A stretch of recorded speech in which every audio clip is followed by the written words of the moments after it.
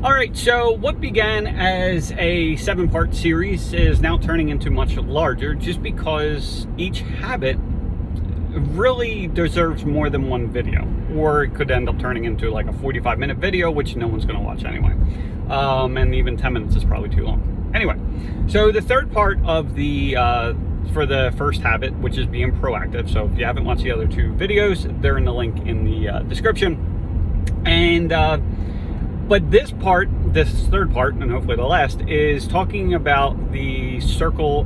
There's basically 2 circles that people are working within. Okay, so the first circle is the circle of influence. Okay, that's a small circle. Okay, and then there's a big circle around that is the circle of concern.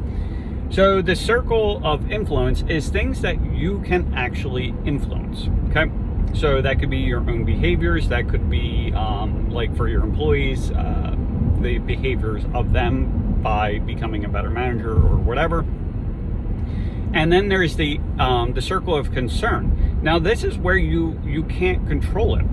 And this could be like the market conditions or new competitors or anything like that, right?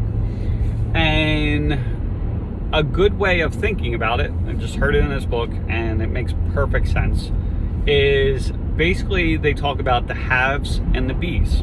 Okay, so when basically you're saying, when you make these statements of have, like, I wish I had more employees, I wish I didn't have all these competitors, I wish we would have more calls coming in, I wish whatever it may be, that's working on the circle of concern. Those are the things that you cannot, impact whatsoever. You can't impact, anything by wishing you had more calls or wishing you had less competitors or wishing you had better employees or anything like that.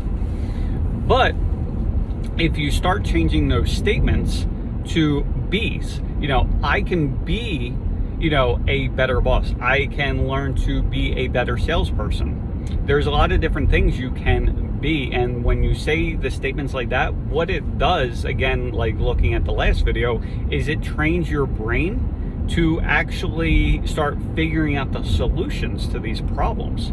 Because again, like, you could wish there was more calls and everything else, but wishing's not going to do anything, So what you have to do is, if you want more leads, it's like, well, then you have to decide, what do you have to be better at? Do you have to be better at Google My Business listing, right? Do you have to be better at SEO or whatever it may be? Or can you choose to hire someone else to do that work for you? Okay, so again, it's wrapping up this whole, being proactive. It's really taking responsibility, and the way they explain it in the book is responsibility is the ability to respond. And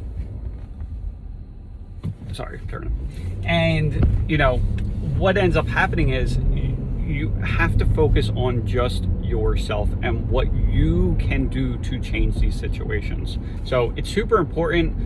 It basically takes you away from that victim mentality into the, more of this abundance mentality. And what happens, again, and I can't stress it enough, is that it trains your brain to start thinking of how to, solve problems and everything else. So anyway, hope you enjoyed, and we'll be on to lesson 2 or habit 2.